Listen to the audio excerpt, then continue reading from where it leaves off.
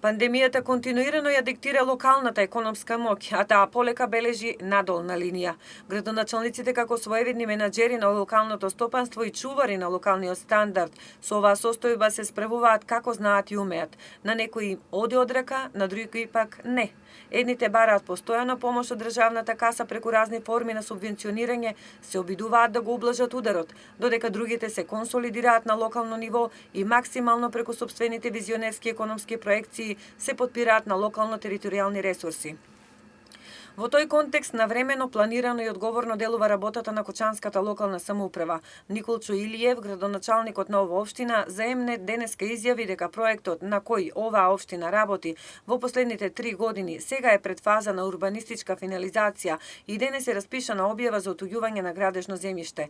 На продажба се ставени 8 градежни парцели со намена комунална субструктура, односно за градби на производство на енергија на фотоволтаични централи со капацитет од 1 мегават. Парцелите се наоѓаат во катастарската општина Тркање и се на површина од 18.835 и 24.130 метри квадратни.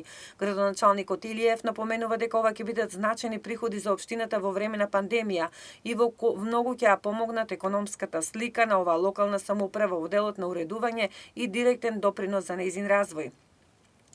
Во Кочанската бизнис јавност владее голем интерес за купување на овие атрактивни државни парцели, кои се протегаат покрај левата страна на новиот експресен пат од Штип кон Кочани, предел кој е многу осветлен од сонце со вкупно 300 сончеви денови во годината, природен ресурс за обновлива енергија и производство на алтернативен извор на се пооскудните класични енергетски потенцијали во светот. Натурализираните европски кочанчански гастарбајтери ја препознаваат можноста за инвестирање и заработка. Според информациите до кои дојде М-нет, стравот од инвестирање во ваков вид на бизнис е надминат, особено кај нашите иселеници од странство. Поголем дел од гастарбајтерите кои со години живеат во западноевропските земји, кои сакаат да останат аноними, најавуваат учество на јавното надавање, бидејќи според нив почетната цена за купување на ова државно земјиште и поставување на фотоволтаични централи како бизнис на еднината е многу логичен и оправдан.